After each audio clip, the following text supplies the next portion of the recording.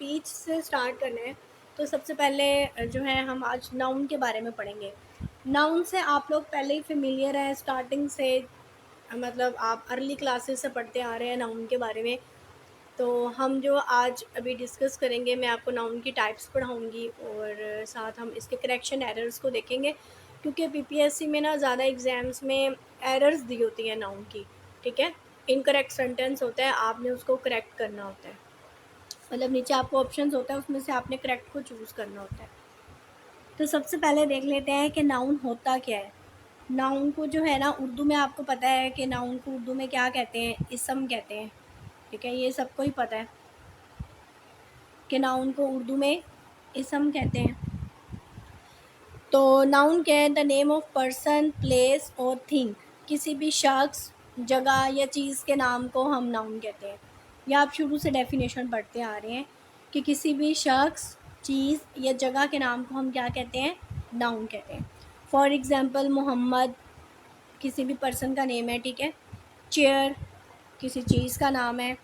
Book भी किसी चीज़ का नाम है। ठीक हो गया। तो ये तो सिंपल डेफिनेशन थी नाउन की। उसके बाद टाइप्स है नाउन्स की। तो नाउन की जो है वो 2 टाइप्स हैं, proper noun and common noun. वैसे तो और भी हैं, पहले हम इसको डिस्कस करते हैं। ठीक है, common noun and proper noun.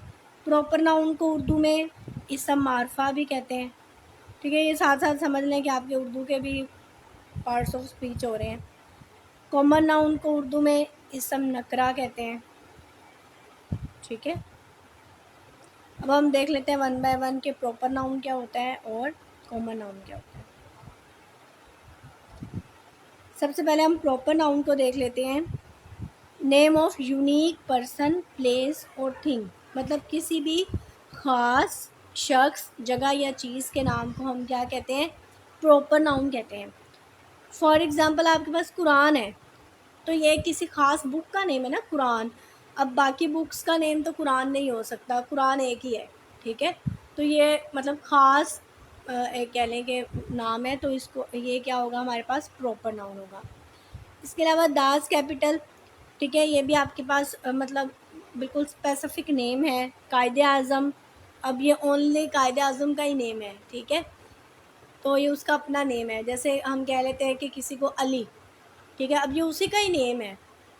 तो ये क्या है? ख़ास शख्स, जगह या चीज़ के नाम को हम क्या कहते हैं? प्रॉपर नाउन कहते हैं। और कॉमन नाउन क्या होता है? Name of common person, place और थिंग।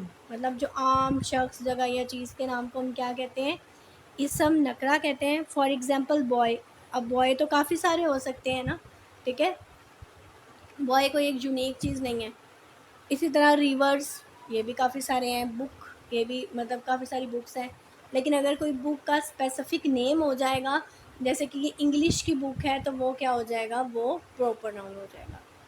आई होप सो आप लोगों की कॉमन प्रॉपर नाउन आप पहले भी पढ़ चुके हैं, ये आपके लिए कोई नई चीज़ नहीं है। उसके बाद है हमारे पास कॉमन नाउन की ना, हमारे पास 3 टाइप्स हैं। पहली है कलेक्टिव नाउन।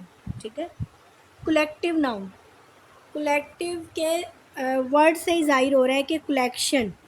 ठीक है, कलेक्शन मतलब मजमुआ कह लें, ग्रुप कह लें, यूनिट कह लें। ठीक है, मजमुआ, ग्रुप या फिर यूनिट। अब इसकी एग्जांपल्स हो सकती हैं, जैसे कि आपके पास आर्मी है। ठीक है, अब आर्मी में काफ़ी सारे मतलब पर्सन्स हैं। तो आर्मी आपके पास क्या है? आप उसको वो आपके पास क्या है? कलेक्टिव नाउन है। इसी तरह पुलिस, ये भी आपके पास कलेक्टिव नाउन है। ठीक है, तो जो ग्रुप या मजमुआ, इन चीज़ों को क्या कहते हैं? कलेक्टिव नाउन कहते हैं। नेक्स्ट है अब्स्ट्रैक्ट नाउन। अब्स्ट्रैक्ट नाउन होते हैं कि जिन्हें हम फिज़िकली टच नहीं कर सकते। ठीक है, हम उन्हें हाथ लगा के टच नहीं कर सकते। ऐसे नाउन्स कौन से होते हैं? ऐसे नाउन्स होते हैं अब्स्ट्रैक्ट नाउन। मतलब कैन नॉट, ये ना साथ साथ लिख लें, क्योंकि हर चीज़ आपको स्लाइड में नहीं लिखी हुई मिलेगी। Can not physically touch. अज़ान हो रही है तो 5 मिनट का गैप कर लेते हैं।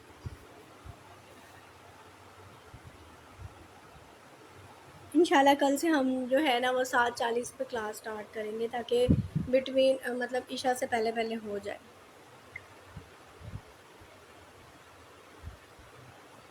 आप 2-3 मिनट मतलब गैप कर ले है कि जिसे हम फिज़िकली टच जो है वो नहीं कर सकते। फॉर एग्ज़ाम्पल आपके पास आ जाता है सोरो, इससे आप फिज़िकली टच कर सकते हैं, इसे आप फिज़िकली टच नहीं कर सकते। या आपके पास क्या है, एब्स्ट्रैक्ट नाउन है। उसके अलावा आपके पास आ जाता है काइंडनेस। अब काइंडनेस को भी आप फिज़िकली टच नहीं कर सकते, वो एक एहसास है, या मतलब कह लें कि फीलिंग है। तो गुडनेस, इसी तरह ऐसे सारी चीज़ें जिन्हें आप फिज़िकली टच नहीं कर सकते, वो एब्स्ट्रैक्ट नाउन में आती हैं। अच्छा, इसी की भी ना आगे कैटेगरीज़ हैं, जैसे कि क्वालिटी। अब क्वालिटी में क्या क्या चीज़ें आ जाती हैं? क्वालिटी में आ जाता है ऑनेस्टी, ठीक है, खूबी की मतलब खूबियाँ आ जाएंगी। ऑनेस्टी आ जाएगा, काइंडनेस आ जाएगा, एट्सेट्रा, ठीक है। ये एब्स्ट्रैक्ट नाउन है। उसके अलावा मतलब एक्शन वाली कैटेगरी आ गई, जिसमें आप कह सकते हैं कि इसकी एग्जांपल ले सकते हैं जजमेंट, ठीक है, जजमेंट। तो ये भी आपके पास क्या है, एब्स्ट्रैक्ट नाउन है, ये उसकी एक्शन वाली कैटेगरी आ गई। इसी तरह स्टेट, स्टेट कहते हैं हालत, ठीक है। अब जैसे आपके पास अडल्टहुड, अडल्टहुड हो गया, चाइल्डहुड, चाइल्डहुड हो गया। इसी तरह आपके पास फ़िज़िक्स, केमिस्ट्री, ग्रामर, ये सारी चीज़ें क्या हैं, ये एब्स्ट्रैक्ट नाउन है, ठीक है। आई होप आपको समझ आ गई होगी। अगर किसी पॉइंट की समझ ना आए तो आप कमेंट बॉक्स में बता दीजिएगा, मैं बाद में रिप्लाई कर दूँगी। उसके बाद है कंक्रीट नाउन। ये जो है ये एब्स्ट्रैक्ट नाउन के ऑपोजिट है। कंक्रीट नाउन कहते हैं विच कैन बी टच, ठीक है, जिसे हम टच कर सकते हों। ये आप साथ साथ नोट करते जाएं। अभी मैंने लेक्चर के एंड पे ना आप लोगों से पूछना है, एक पूरी एक्सरसाइज है, किसी से भी नेम लेके पूछूंगी कि ये कौन सा नाउन है, ठीक है। तो कंक्रीट नाउन क्या है कि विच कैन बी टच, जिसे हम टच कर सकते हों। फॉर एग्ज़ाम्पल हमारे पास टेबल है, टेबल को हम टच कर सकते हैं, ये हमारे पास कंक्रीट नाउन है, ठीक है। इसके अलावा ये हम इसे कह सकते हैं कि ये हमारे मतलब कॉमन नाउन है ना, और कॉमन नाउन की आगे कौन सी टाइप है, ये कंक्रीट नाउन है। इसी तरह फ्लोर, ये सारे क्या हैं, ये कंक्रीट नाउन है। हम इंग्लिश इसी तरीके से करेंगे, जो मैं टॉपिक पढ़ाऊँगी एंड पे उसी की एक्सरसाइज मैं यहाँ क्लास में ही करवाऊँगी आपसे। अच्छा, अदर भी इसकी टाइप्स हैं। अदर टाइप्स में क्या आ जाता है आपके पास, अदर टाइप्स में काउंटेबल नाउन आ जाता है, ठीक है, काउंटेबल नाउन। अब काउंटेबल नाउन किसे कहते हैं? काउंटेबल नाउन होता है मतलब जिन्हें हम काउंट कर सकते हैं, ठीक है। काउंटेबल नाउन नेम से ही ज़ाहिर है कि वो चीज़ें जिन्हें हम जो है काउंट कर सकते हैं। फॉर एग्ज़ाम्पल जिसे अच्छा, इसकी ना एक ये होती है कि जिसके लिए आपको किसी यूनिट की ज़रूरत ना पड़े। यूनिट पता है ना, जैसे यूनिट होते हैं, केजी हो गया, ठीक है, ये सारे यूनिट होते हैं। तो जिसके लिए, जिसको मेजर करने के लिए आपको किसी यूनिट की ज़रूरत ना पड़े, वो होते हैं काउंटेबल नाउन्स। अब फॉर एग्ज़ाम्पल पेन है, आप पेन गिन सकते हैं। आप ना पेन जो है वो गिन सकते हैं। इसके लिए ये नहीं है कि आपको जो है वो किसी भी मतलब यूनिट की ज़रूरत पड़ती हो। आप ऐसे कहें कि ये मुझे 10 केजी पेन दे दो या मुझे 5 केजी पेन दे दो, ऐसे नहीं कहेंगे। आप हमेशा यही कहेंगे कि मुझे 2 पेन दे दो, 3 पेन दे दो, 4 पेन दे दो, ठीक है। तो ऐसे नाउन्स जिन्हें गिनने के लिए, काउंट करने के लिए आपको किसी यूनिट की ज़रूरत ना पड़े, उसे कहते हैं countable noun. Does not require unit, ठीक है, यूनिट की ज़रूरत ना पड़े। अब ये पेन हम गिन सकते हैं, काउंटेबल नाउन है। बुक्स हम गिन सकते हैं, ये काउंटेबल नाउन है। अच्छा, उसके बाद है अनकाउंटेबल नाउन। अनकाउंटेबल नाउन का मतलब है कि जिन्हें हम काउंट नहीं कर सकते, या ऐसे कह सकते हैं कि जिसको काउंट करने, मेजर करने के लिए हमें यूनिट की ज़रूरत पड़े, ठीक है, रिक्वायर यूनिट, मतलब जिसको हमें मेजर करने के लिए यूनिट की ज़रूरत पड़े उसको हम क्या कहेंगे, that is called uncountable noun. For example milk है, हम ऐसे कहते हैं मुझे 2 मिल्क दे दें या 3 मिल्क दे दें, ऐसे नहीं कहते। हम कहते हैं कि मुझे 1 kg मिल्क चाहिए या 2 kg या 3 kg, ठीक है। तो जो आप इसके लिए केजी यूज़ कर रहे हैं ना, ये आपके पास यूनिट है, यूनिट है ना आपके पास, मैथ्स का यूनिट है। तो जिसको मेजर करने के लिए आपको यूनिट की ज़रूरत पड़े या काउंट करने के लिए यूनिट की ज़रूरत पड़े, तो वो कौन से नाउन्स होते हैं, वो अनकाउंटेबल नाउन्स होते हैं। इसी तरह जैसे अब शुगर है, अब शुगर भी आप केजी में लेते हैं, ऑयल भी आप केजी में लेते हैं, मतलब ये सारी चीज़ें क्या हैं, ये अनकाउंटेबल नाउन्स हैं, या हम इसे दूसरी तरह कह सकते हैं कि जिन्हें हम काउंट ना कर सकते। ये तो हो गया काउंटेबल एंड अनकाउंटेबल नाउन्स। इससे भी आपको वो क्वेश्चन जो है ना वो पूछ लेता है, ठीक है। इसी तरह है अनकम्पाउंड नाउन्स। कंपाउंड नाउन्स किसे कहते हैं, कंपाउंड नाउन्स कहते हैं मोर देन वन वर्ड, ठीक है, कि जिसमें आपके पास एक से ज़्यादा वर्ड्स हों, उन नाउन्स को आप क्या कहते हैं, उन्हें कंपाउंड नाउन्स कहते हैं। जैसे कि आपके पास पैसिफिक है, पैसिफिक ओशन, एक पैसिफिक और एक ओशन। अब 2 वर्ड्स हो गए, एक पैसिफिक और एक ओशन, तो ये आपके पास क्या है, ये आपके पास कंपाउंड नाउन है। इसी तरह फ्रेंच फ्राइज़, 2 वर्ड्स हैं, एक फ्रेंच और एक फ्राइज़, तो ये क्या है, इन्हें हम कहेंगे कंपाउंड नाउन। आई होप यहाँ तक समझ आ गई होगी आपको। नेक्स्ट है सिंगुलर नाउन, ठीक है, ये तो आप सबको ही पता होगा। सिंगुलर नाउन्स कहते हैं मतलब जो सिंगल हो, जैसे कि अली, बुक, ट्री, मतलब एक चीज़ को कहते हैं, ठीक है। और प्लूरल नाउन्स मल्टीपल, मतलब जो एक से ज़्यादा हों, जैसे वेजिटेबल्स, टोमेटोज़, ठीक है, तो ये हमारे पास क्या होते हैं, ये प्लूरल नाउन होते हैं। तो ये थी नाउन की टाइप्स। आई होप आप लोग को ये समझ आ गई होंगी। तो इसमें ना ये आपके पास एक्सरसाइज है, ठीक है। अभी मैं ना एक से पूछ लेती हूँ, किसी से भी अभी मैं पूछ लूँगी कि ऑलवेज स्पीक द ट्रूथ। अब इसमें ट्रूथ क्या है,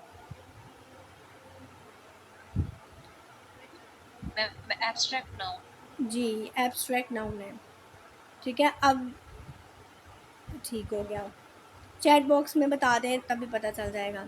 the elephant has great strength, तो इसमें एलिफेंट क्या है,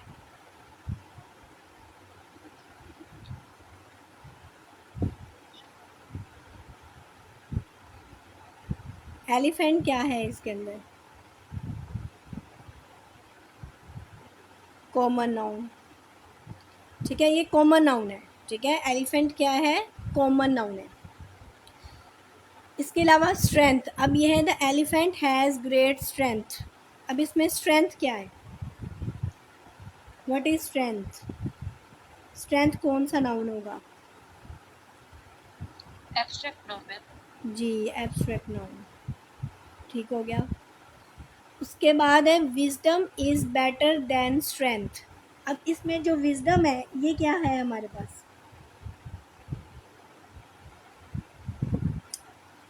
ये आप में से अली मुगल, अली मुगल है, अली मुगल, ये बताएं ज़रा विजडम क्या है। अब्स्ट्रैक्ट नाउन है, अच्छा। अब ये विजडम जो है ये अब्स्ट्रैक्ट नाउन है, तो अब्स्ट्रैक्ट नाउन की कौन सी कैटेगरी में आता है, क्वालिटी में, स्टेट में, किस में आता है ये,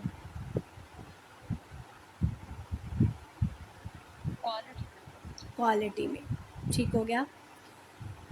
अच्छा, उसके बाद है flower are the sign of love, तो इसमें जो फ्लॉर है ये क्या है,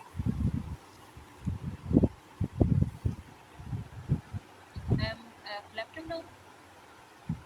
नहीं कलेक्टिव नाउन नहीं है फ्लॉर, अभी मैंने बताया था पीछे। हाँ काउंटेबल नाउन्स भी कह सकते हैं आप इसको। इसके अलावा ये कॉमन नाउन भी हो सकता है, ठीक है, कॉमन नाउन भी हो सकता है ये। उसके अलावा क्या हो सकता है ये, जी कंक्रीट, ठीक है, कंक्रीट नाउन भी हो सकता है, काउंटेबल नाउन्स भी हो सकता है, और हम इसको कॉमन नाउन भी कह सकते हैं। और जो हमारे पास लव है, ये क्या है? Ma'am abstract noun. Abstract noun.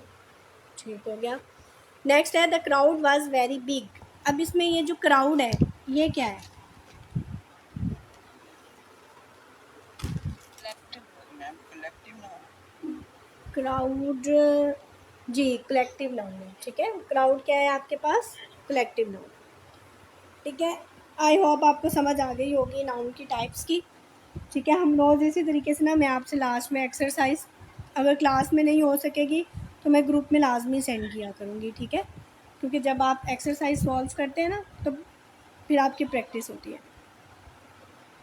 अब हमने ये जो नेक्स्ट हमारा जो टॉपिक है, ये तो था नाउन की टाइप्स। अब हमने पढ़नी है जो नाउन की एरर्स हमसे पूछी जाती हैं। आपसे ये नाउन के टाइप्स के बारे में तो कम ही होते हैं, लेकिन क्वेश्चन आ जाते होते हैं कि ये कौन सा नाउन है या ये वाला कौन सा नाउन है। इसके अलावा जो इसकी ना एरर्स आती हैं, मतलब कोई एक इनकरेक्ट सेंटेंस दिया होता है और उसके नीचे ना आपने उसको करेक्ट करना होता है। तो मैं हर पार्ट्स ऑफ स्पीच की आपको एरर्स करवाऊंगी, मतलब उन एरर्स को करेक्ट कैसे करते हैं। तो अब हमने नाउन पढ़ा है, तो मैं इसी के साथ ही आपको जो है ना वो नाउन की एरर्स करवा देती हूँ, ताकि ये साथ साथ ही हो जाए। ठीक है, अब हमारे पास जो रूल नंबर 1 है, रूल नंबर 1 देखें। 2 और मोर देन 2 सिंगुलर नाउन, मतलब आपके पास 2 कोई सिंगुलर नाउन्स हैं या 2 से ज़्यादा हैं। ठीक है, और उनके दरमियान क्या लगा हुआ है? उनके दरमियान एंड लगा हुआ है। 2 नाउन्स हैं, सिंगुलर नाउन्स। ठीक है, प्लूरल नाउन की बात नहीं कर रही मैं। 2 सिंगुलर नाउन है और उनके दरमियान एंड लगा हुआ है, तो आप उसके साथ कौन सी वर्ब आएगी? No voice. अब तो आपको वॉइस आनी चाहिए, शायद आपके पास कोई मसला होगा। ठीक है, तो उसके साथ आप क्या लगाएंगे? उसके साथ आप प्लूरल वर्ब लगाएंगे। ठीक है, अब ये नाउन और वर्ब का एग्रीमेंट है। ठीक है, सब्जेक्ट वर्ब एग्रीमेंट में आपको पढ़ा रही हूँ कि किस कंडीशन में आप कौन सी वर्ब लगाएंगे। अब अगर 2 या 2 से ज़्यादा सिंगुलर नाउन आ जाते हैं, या आप सब्जेक्ट्स कह लें, अगर वो एंड के साथ जुड़े हुए हैं, तो उनके साथ कौन सी वर्ब आएगी? उनके साथ प्लूरल वर्ब आएगी। जैसे कि a boy and a girl is reading, plural verbs होती हैं। जैसे कि आपके पास इज़ आर एम है, तो इज़ आपके पास क्या है? सिंगुलर वर्ब है, और आर आपके पास क्या है? प्लूरल वर्ब है। ठीक है, इसी तरह हैज़ हैव है, हेल्पिंग, इसमें हैज़ आपके पास क्या है? सिंगुलर वर्ब है, और हैव क्या है? प्लूरल वर्ब है। इसी तरह वॉज और वर है, तो वॉज आपके पास क्या है? सिंगुलर वर्ब है, और वर आपके पास क्या है? प्लूरल वर्ब है। आई होप आपको क्लियर होगी ये बात। जैसे कि अब हमारे पास है a boy and a girl is reading. अब एक आपके पास ये नाउन है आ बॉय, और एक आपके पास ये नाउन है आ गर्ल। अब देखें, दोनों सिंगुलर हैं, बॉय भी सिंगुलर है और गर्ल भी क्या है? सिंगुलर है, और दरमियान में इनके क्या है? दरमियान में इनके है एंड। ठीक है, दरमियान में इनके क्या है? दरमियान में है and. A boy and a girl is reading. अभी मैंने आपको बताया है कि अगर 2 सिंगुलर वर्ब के, 2 सिंगुलर नाउन्स के दरमियान अगर एंड होगा, तो फिर आगे सिंगुलर वर्ब नहीं आएगी, बल्कि क्या आएगी? प्लूरल वर्ब आएगी। तो इज़ नहीं आएगा, बल्कि इसकी जगह क्या आएगा? इसकी जगह आर आएगा। ठीक है, तो सही सेंटेंस क्या होगा? A boy and a girl are reading. ठीक है, क्या आएगा इसके साथ? आर रीडिंग आएगा। आई होप आपको इस बात की समझ आ गई होगी। ठीक है, आप साथ साथ ना नोट करते जाएं, और काइंडली अपने माइक्स ऑफ रखा करें। अब सेकंड एग्जांपल देखें। The viceroy and the governor general is in town. ठीक है, अब वॉइसराय भी क्या है? आपके पास सिंगुलर नाउन है। गवर्नर जनरल भी क्या है? आपके पास सिंगुलर नाउन है। तो फिर इसके साथ यहाँ पे इज़ नहीं आएगा, बल्कि क्या आएगा? यहाँ पे आर आएगा।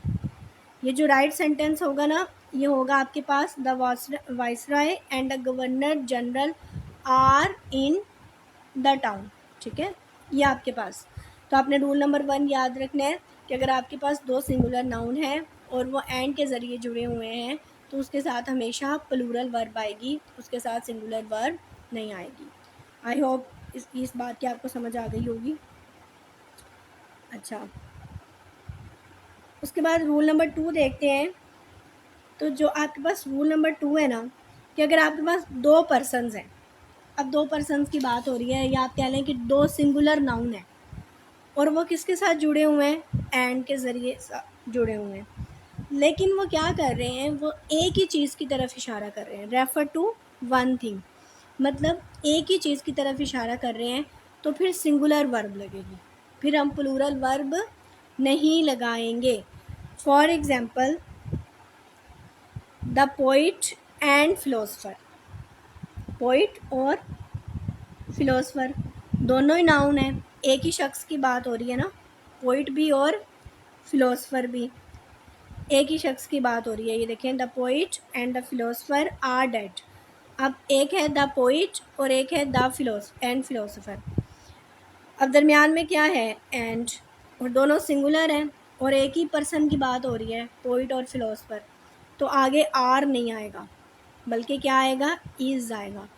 The poet and philosopher is dead. सही क्या होगी, the poet and philosopher is dead, ये सही होगा। आप साथ साथ ना अपने रजिस्टर या जहाँ भी नोट्स बना रहे हैं ना, करेक्ट सेंटेंस लिखते जाएं। अब नेक्स्ट एग्जांपल है आपके पास, bread and butter are difficult to earn these days. ठीक है, bread and butter are difficult to earn these days. अब ब्रेड एंड बटर, अब ये एक ही चीज़ है, रोज़ी रोटी। ठीक है, रोज़ी रोटी, तो एक ही चीज़ की तरफ इशारा हो रहा है ना, तो यहाँ पे आर नहीं आएगा बल्कि क्या आएगा, bread and butter is difficult to earn these days. ठीक है, करेक्ट सेंटेंस क्या होगा, bread and butter is difficult to earn these days. I hope rule number 2 भी क्लियर हो गया होगा आपको।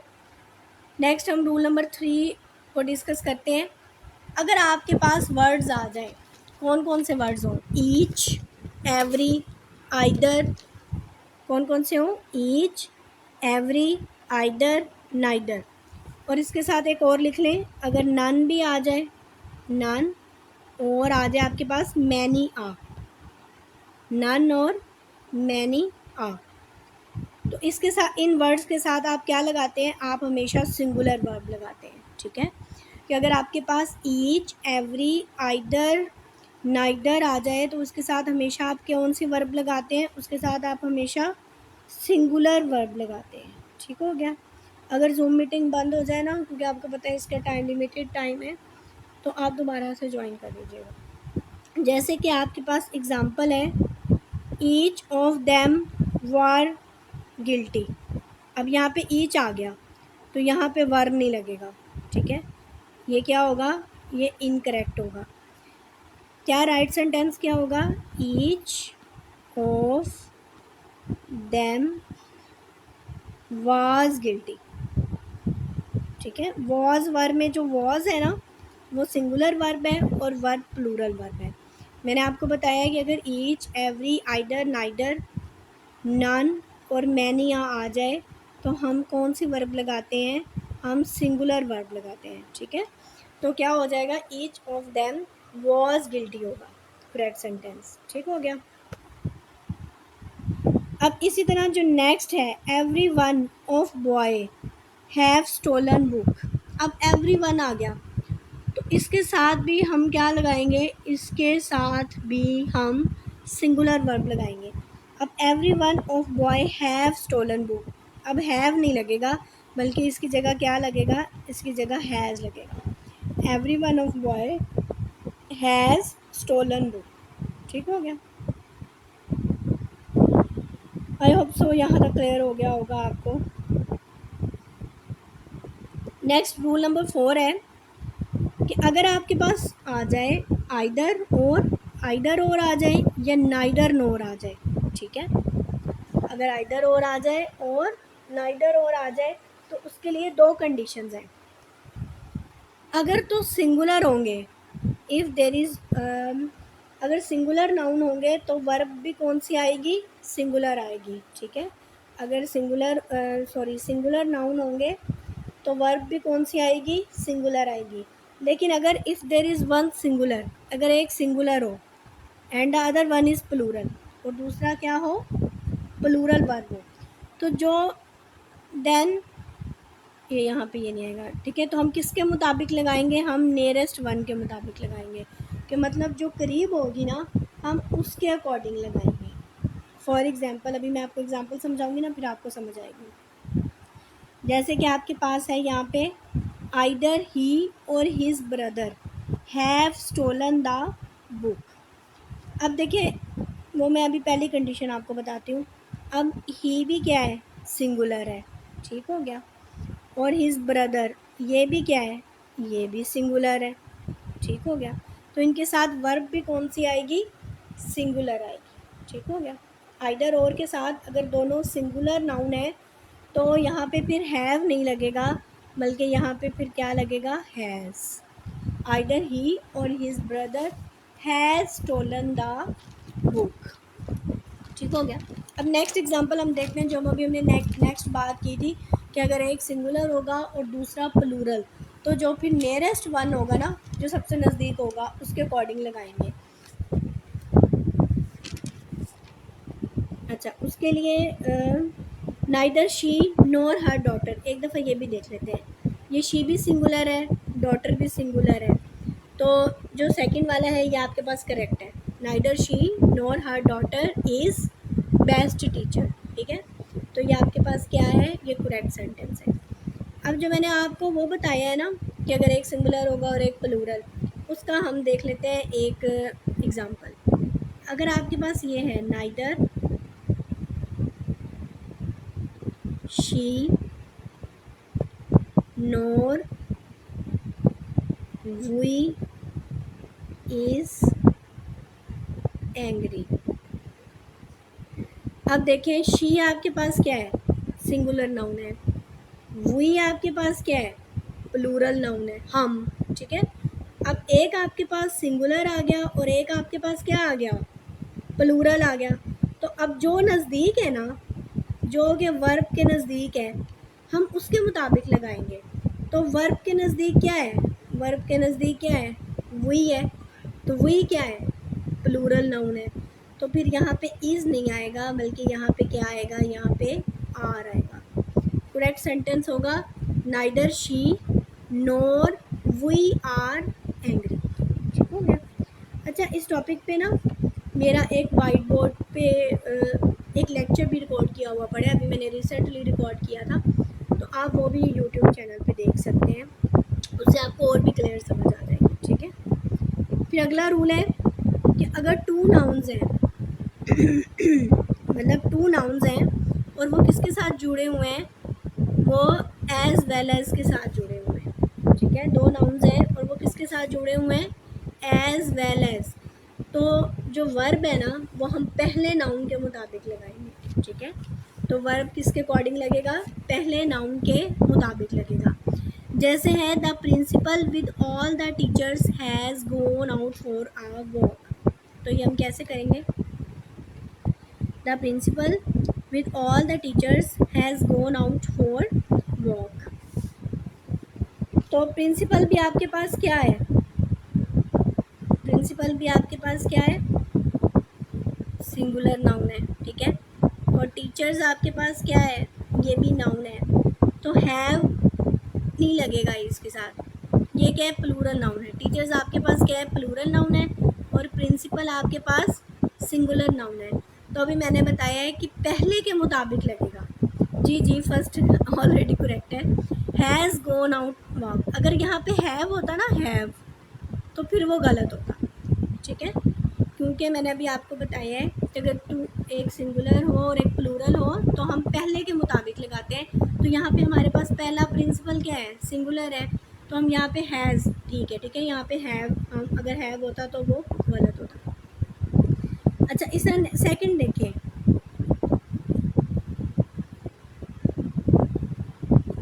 सेकंड जो है ना आपके पास, the students as well as teacher is absent. अब स्टूडेंट्स क्या है, ये प्लूरल नाउन है, टीचर क्या है, सिंगुलर नाउन है। तो अभी मैंने आपको बताया है कि वर्ब किसके अकॉर्डिंग लगेगा, पहले के मुताबिक लगेगा। तो ये क्या है, प्लूरल, तो यहाँ पे इज़ नहीं आएगा, बल्कि हम यहाँ पे क्या लगाएंगे, यहाँ पे हम आर लगाएंगे।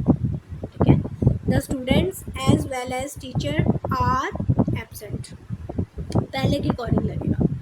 ये जब आप इसकी, मैं आपको एक्सरसाइज भेजूँगी, एक्सरसाइज सॉल्व करेंगे ना, तो इंशाल्लाह ये आपको प्रैक्टिस हो जाएगी आपको इसके साथ। अच्छा, अगला रूल है अगर आपके पास आ जाता है ईच या एवरी वर्ड आ जाता है, कौन सा वर्ड आ जाता है, ईच और एवरी, और वो एंड के साथ जुड़े हुए हैं, तो वर्ब कौन सी आएगी, सिंगुलर आएगी। आपने इसको एज इट इज़ याद कर लेना है। जैसे कि है each actor and every actress.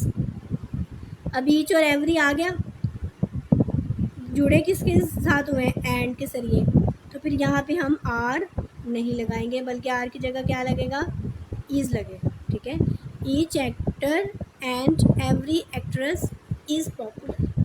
Clear हो गया।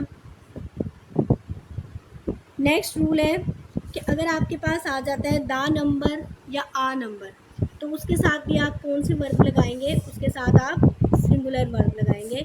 जैसे कि आपके पास है, ये सेंटेंस है, a number of the people are waiting to congratulate you. अब आपके पास आ नंबर आ गया, ठीक है, a number of people are waiting to congratulate you, तो आप इसके साथ क्या लगाएंगे, आप इसके साथ, सॉरी एक यहाँ पे मिस्टेक हो गई है, अगर आ जाता है आ नंबर तो उसके साथ आएगी प्लूरल वर्ब। ठीक है, आ नंबर के साथ क्या आएगी, प्लूरल वर्ब आएगी, और दा नंबर के साथ क्या आएगी, सिंगुलर वर्ब आएगी। ठीक है, अगर आ नंबर आ जाता है तो उसके साथ प्लूरल वर्ब आएगी, और अगर दा नंबर आ जाता है तो इसके साथ सिंगुलर वर्ब आएगी। A number of people are waiting to congratulate you, a number आ गया तो ये आर क्या है, ये करेक्ट है। ठीक है, अगर यहाँ पे इज़ होता तो वो गलत होता। इसी तरह अगली है, the number of all the people have increased in recent year. अब द नंबर आ गया तो हम कौन सी वर्ब लगाएंगे, हम सिंगुलर वर्ब लगाएंगे। तो the number of all the people, अब यहाँ पे हैव नहीं लगेगा, बल्कि क्या लगेगा, हैज़ लगेगा, क्योंकि द नंबर के साथ क्या लगता है, द नंबर के साथ सिंगुलर वर्ब लगती है। ठीक है, the number of all the people has increased in recent year.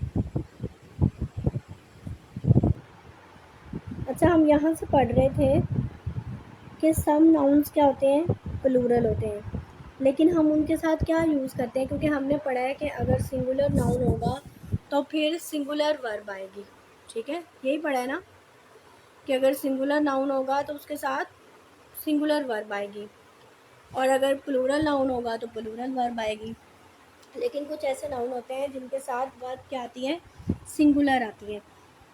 For example कोई प्लूरल वर्ब आ जाते हैं रिलेटेड टू, मतलब प्लूरल नाउन्स कौन से हो सकते हैं, वो क्वांटिटी से रिलेटेड हो सकते हैं, क्वांटिटी, इसके अलावा डिस्टेंस या टाइम। ठीक है, अगर क्वांटिटी, डिस्टेंस या टाइम से रिलेटेड प्लूरल नाउन आ जाते हैं तो हम उसके साथ क्या लगाते हैं, फिर हम उसके साथ प्लूरल वर्ब सिंगुलर लगाते हैं। जैसे 10 years आर लॉन्ग पीरियड। आप कहें कि 10 years आर लॉन्ग पीरियड, तो ये गलत है। अब कहें कि 10 years है तो मैडम आर ही आएगा, नहीं। ठीक है, अब ईयर्स की बात आ गई, टाइम की बात हो रही है ना, तो यहाँ पे आर नहीं आएगा बल्कि इज़ आएगा। 10 years इज़ लॉन्ग पीरियड। ठीक है, इज़ आएगा, इज़ करेक्ट होगा। ठीक है, कुछ ये एक्सेप्शनल केसेस हैं। ठीक है, फिर जैसे 500 rupees are all large amount. अब आपके पास क्वांटिटी आ गई 500 रुपीज़, तो यहाँ पे आर नहीं लगेगा, बल्कि क्या लगेगा, इज़ लगेगा। 500 rupees is are large amount. ठीक है, तो ये कुछ एक्सेप्शनल केसेस हैं, ऐसे कुछ प्लूरल नाउन्स होते हैं जिनके साथ वर्ब क्या आती है, वर्ब सिंगुलर आती है, मतलब ऐसे प्लूरल नाउन्स जो कि क्वांटिटी से रिलेटेड हो, डिस्टेंस से रिलेटेड हो और टाइम से रिलेटेड हो। आई होप आपको यहाँ ये तो था करेक्शन ऑफ नाउन्स, ठीक है। तो अगर यहाँ तक किसी का कोई क्वेश्चन है तो वो कर लें, नहीं तो फिर हम जो है ना वो नेक्स्ट हिस्ट्री पढ़ लेते हैं।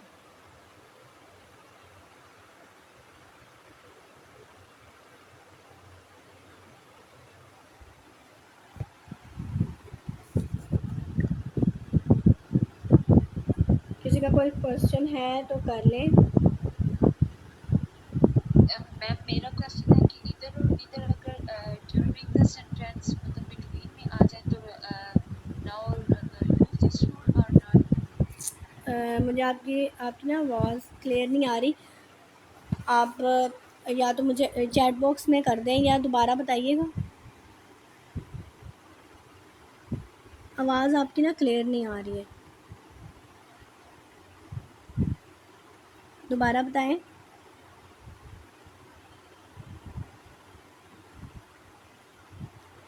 चलिए आप ऐसे करेंगे, या चैट बॉक्स में कर दें, मैं आपको ना at the end of class आपको इसका आंसर कर देती हूँ।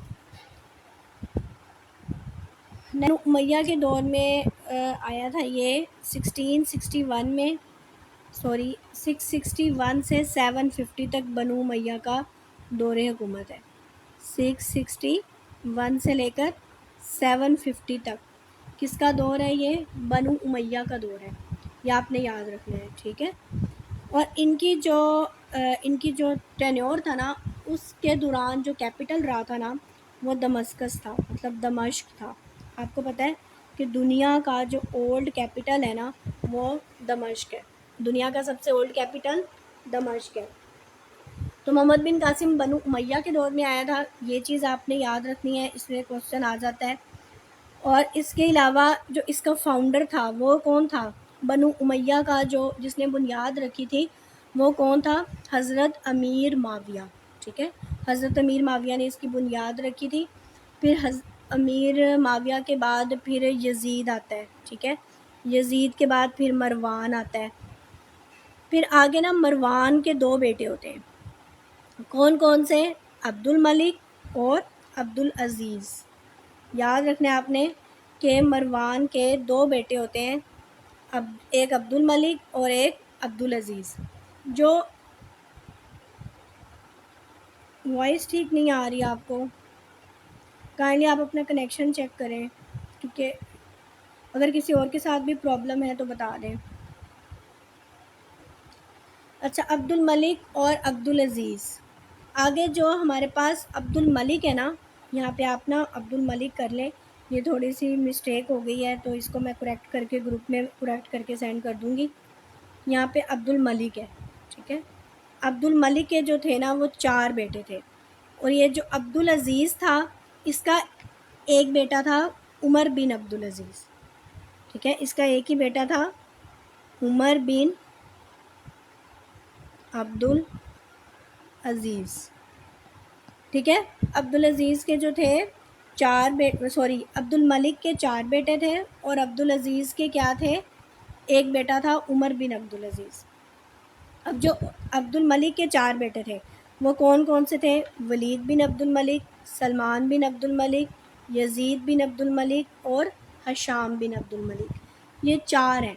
अभी हमने डिस्कस करना है वलीद बिन अब्दुल मलिक को, क्योंकि जो आया था ना ये मोहम्मद बिन कासम, वो इसी के टेनोर में आया था, वलीद बिन अब्दुल मलिक के दौर में, ठीक है।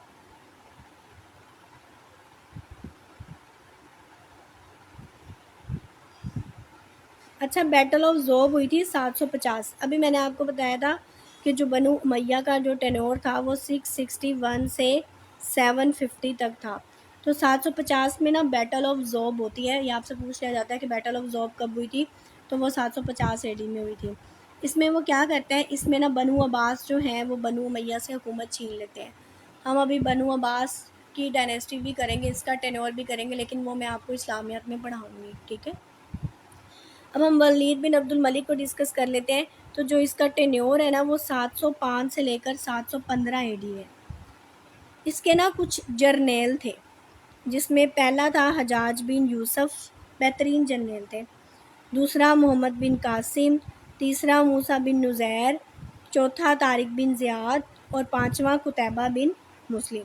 अब हम वन बाय वन इनको ज़रा थोड़ा सा डिस्कस कर लेते हैं क्योंकि इनमें से क्वेश्चन पूछे जाते हैं। हजाज बिन यूसुफ को पहले डिस्कस कर लेते हैं। हजाज बिन यूसुफ जो है ना, ये बसरा का गवर्नर था। बसरा जो है वो इराक़ में है, ठीक है। बसरा कहाँ पे है? इराक़ में है। तो हजाज बिन यूसुफ जो थे वो बसरा के गवर्नर थे। इनकी जो डेथ हुई थी ना वो 714 एडी में हुई थी। हजाज बिन यूसुफ की डेथ जो हुई थी वो 714 एडी में हुई थी। और मोहम्मद बिन कासिम कहाँ पे थे? हिंदुस्तान में थे, ठीक है। और मूसा बिन नुज़ैर को कहाँ भेजा उसने? अफ्रीका पर हमला करने के लिए भेजा था। और इसकी जो डेथ हुई थी ना मूसा बिन नुज़ैर की, वो हुई थी 716 एडी में। फिर तारिक बिन ज़ियाद को उसने यूरोप पर हमला करने के लिए भेजा था और ये 711 में गया था और फिर 720 एडी में इसकी डेथ हो गई। और ये कहाँ पे दफन है तारिक बिन ज़ियाद? ये शाम में दफन है, ये भी लिख लें। तारिक बिन ज़ियाद कहाँ पे दफन है? ये शाम में दफन है।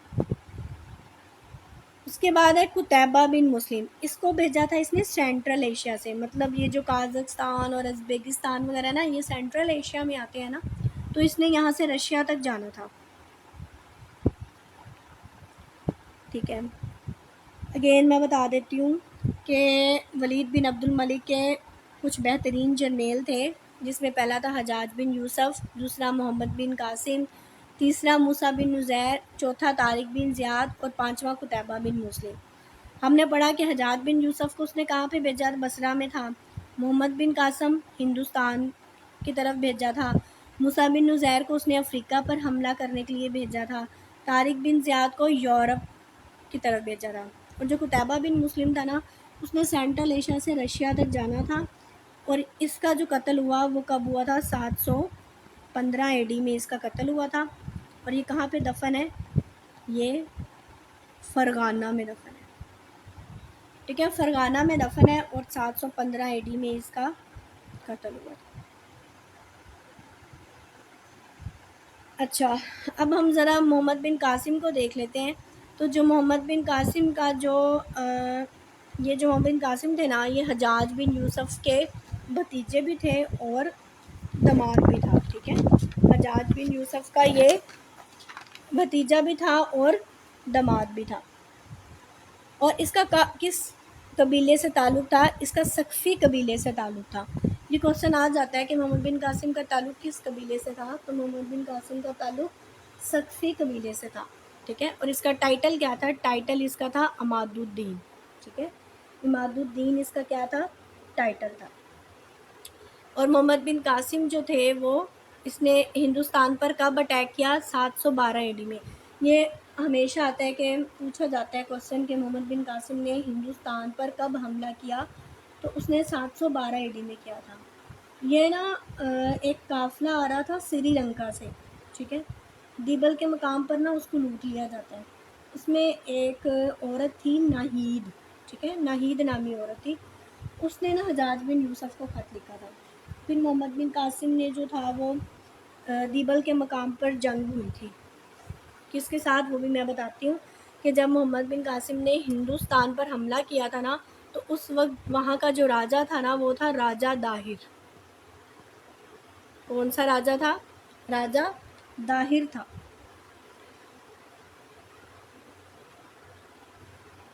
अब राजा दाहिर की जो डायनेस्टी है ना, उसमें जो कैपिटल रहा है वो अलोर रहा है, या इसको अरोर भी कहते हैं, अरोर। और इसका जो मिनिस्टर था, मतलब वज़ीर था, वो क्या था? सीसाकर था। इसकी वाइफ का नाम क्या था? लाडी बाई। और इसके फादर का नाम क्या था? राजा चच। चीचा वतनी जो है ना अब हमारे पास, वो इसी के नाम पर है। मोहम्मद बिन कासिम ने मुल्तान फ़तह कब किया? 715 एडी में। ये भी आपने याद रखना है कि 715 एडी में उसने मुल्तान फ़तह किया था। हुआ क्या था कि जब दिबल के मकाम पर मतलब जो काफ़िले को लूट लिया गया था, तो उसमें जो एक औरत थी ना नाहीद, उसने हजाज बिन यूसुफ को ख़त लिखा था। फिर हजाज बिन यूसुफ, मोहम्मद बिन कासिम फिर जाता है दिबल के मकाम पर, जंग होती है, ठीक है। और क्या करता है मोहम्मद बिन कासिम? राजा दाहिर को कत्ल कर देता है। मोहम्मद बिन कासिम राजा दाहिर को कत्ल कर देता है किस मकाम पर? दीबल के मकाम पर, ठीक है, अड़ोड़ में। ये अड़ोड़ में है। अड़ोड़ में राजा दाहिर को इसने फिर कत्ल कर दिया। फिर उसके बाद वो मुल्तान जाता है 715 AD में, और फिर मुल्तान को फ़तह करते हैं। फिर क्या होता है कि जो नेक्स्ट हमने वलीद बिन अब्दुल मलिक पढ़ा था ना, तो उसके बाद हमारे पास था सलमान बिन अब्दुल मलिक, ऐसे ही था ना, ये देखें यहाँ पे हमने जो वलीद बिन अब्दुल मलिक पढ़ा था उसके बाद था सलमान बिन अब्दुल मलिक।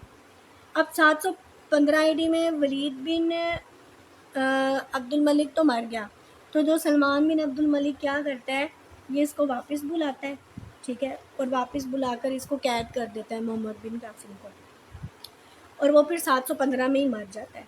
और मोहम्मद बिन कासिम कहाँ पे दफन है?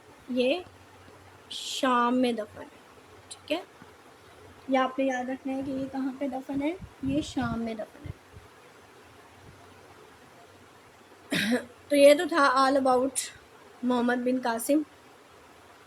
उसके बाद मोहम्मद बिन कासिम के बाद कौन आता है? सुल्तान महमूद गजनवी, ठीक है, सुल्तान महमूद गजनवी आता है इसके बाद मोहम्मद बिन कासिम के बाद। इसका जो टेन्योर है ना इनकी गजनवी हुकूमत का, वो है 977 से लेकर 1186 तक। अच्छा, एक जर्नेल था खरासान का अलपख्तगीन, एक जर्नेल था अलपख्तगीन, ये ना अलहदा होकर अपनी रियासत बना लेता है। अब उसका कोई बेटा तो था नहीं, वो फिर एक गुलाम खरीदता है, गुलाम, ठीक है, स्लेव, जिसका नाम क्या होता है? सबुक्तगीन, ठीक है, ये एक गुलाम खरीदता है, फिर उससे क्या करता है, अपनी बेटी की शादी करवा देता है सबुक्तगीन से। फिर 971 सुल्तान 971 के अंदर ना इनके पास एक बेटा पैदा होता है, जिसका नाम वो क्या रखते हैं? जिसका नाम वो रखते हैं महमूद गजनवी, ठीक है। महमूद गजनवी कब पैदा हुए? 971 AD में पैदा हुए थे, ठीक है। तो 971 AD के अंदर वो पैदा हुए थे, और फोर्थ कब हुए थे? 1030 में, ठीक है।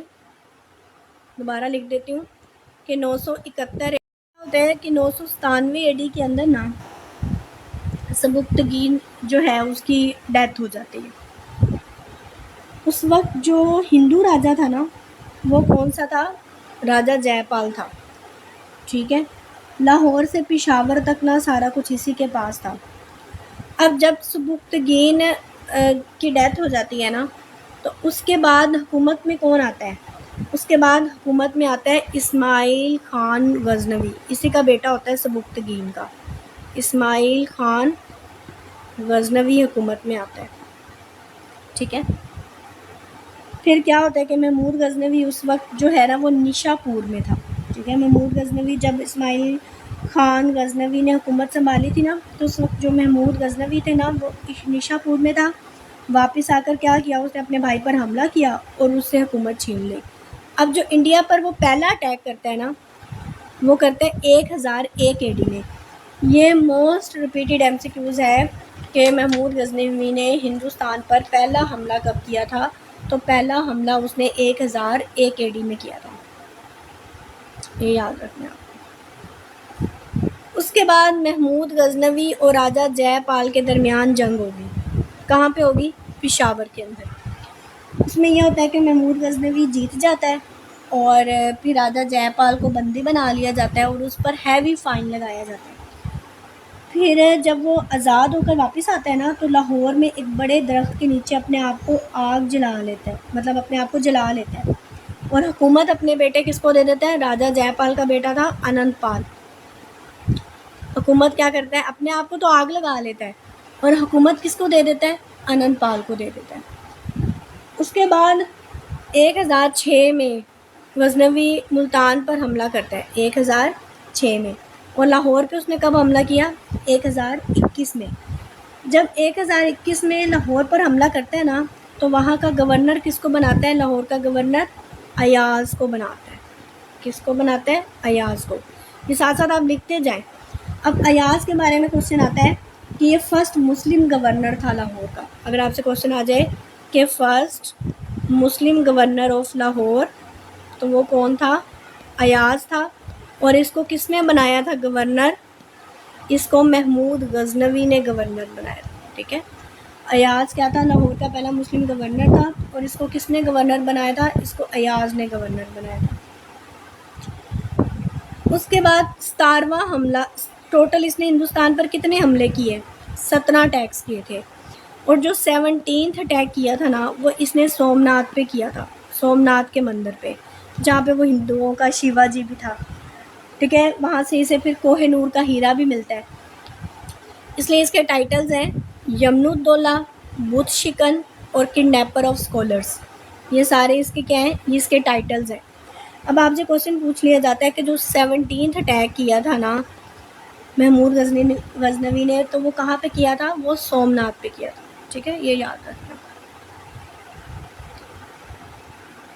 अच्छा, उसके बाद ना इसी के दौरे हुकूमत में ना 1007 जब हिंदुस्तान के आया था, तो इसके साथ अल बैरूनी भी आया था 1017 में। 1017 में गजनवी के साथ ही आया था ये अल बैरूनी। और अल बैरूनी की किताब का नाम क्या है? किताबुल हिंद। पूछ लिया जाएगा कि किताबुल हिंद किसने लिखी है, तो वो लिखी है अल बैरूनी ने, ठीक है। ये जो फिरदौसी और हफीज़ जलंधरी है ना, ये मैंने वैसे लिखा है आपको कि एक होता है शाहनामा, एक है शाहनामा, और एक है शाहनामा इस्लाम। इनके बारे में ना पूछ लिया जाता है। तो जो शाहनामा है ना, वो लिखा है फिरदौसी ने, ठीक है। और शाहनामा इस्लाम किसने लिखा है? हफीज़ जलंधरी ने लिखा है।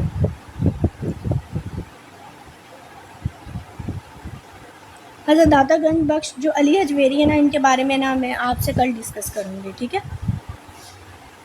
अगर देखना है तो थोड़ा सा देख लेते हैं। वैसे ये भी जो थे ना 1035 में आए थे हिंदुस्तान। ये पहले सूफ़ी बुज़ुर्ग थे, और इनकी किताब का नाम क्या था? इनकी किताब का नाम था कशफुल महजूब, ठीक है। ये भी क्वेश्चन आता है कि जो कशफुल महजूब बुक है वो किसकी है, तो वो हज़रत दाता गंज बख्श की है। इनका जो असल नाम था ना, वो था अली बिन उस्मान। अली बिन उस्मान इनका रियल नेम था, ठीक है, अली बिन उस्मान। उसके बाद है जो लास्ट रूलर था ना गजनवी हुकूमत का, वो था अमीर खुसरू, ठीक है। ये 1186 में बना था। ये सबसे लास्ट हुक्मरान था गजनवी दौर हुकूमत का। उसके बाद फिर शहाबुद्दीन मोहम्मद गौरी ना अपनी हुकूमत की बुनियाद रखता है, गौरी हुकूमत की, वो हम इंशाल्लाह कल पढ़ेंगे, ठीक है। तो ये आपका ऑल अबाउट हिस्ट्री था। आई होप आप लोगों को समझ आ गई होगी। टाइम वैसे भी बहुत हो चुका है, तो इंशाल्लाह हम लोग जो है ना जी रिकॉर्डिंग हो रही है, इंशाल्लाह हम लोग कल से क्लास जो है ना वो 7:40 पे रखेंगे। तो ये वैसे मैंने फ्री क्लास बाकी स्टूडेंट्स को भी दी थी पहली क्लास, कि अगर अभी भी कोई ज्वाइन करना चाहता है तो वो कल की क्लास से पहले ज्वाइन कर सकता है। फिर उसके बाद किसी की भी रजिस्ट्रेशन नहीं होगी, ठीक है। जो ऑलरेडी रजिस्टर्ड मेंबर्स हैं सिर्फ उन्हीं की ही जो है वो होंगी। जी, आपको रिकॉर्डेड लेक्चर प्रोवाइड किया जाएगा। मैंने पहले भी बताया था कि रिकॉर्डेड लेक्चर आपको प्रोवाइड किए जाएंगे। चलें, ठीक है, ओके। पीडीएफ भी शेयर कर दूँगी, लेकिन मैं पीडीएफ में वो चीज़ें नहीं हैं जो मैंने आपको साथ साथ भी पढ़ाई हैं, ठीक है। तो आप इसको देख के ना अपने नोट्स लाजमी बनाइएगा। चलें, ठीक है, मैं मीटिंग को एंड करती हूँ। तो अगर कोई अभी भी रजिस्ट्रेशन करवाना चाहता है तो वो कल तक करवा सकता है, ठीक है। ओके, अल्लाह हाफिज़।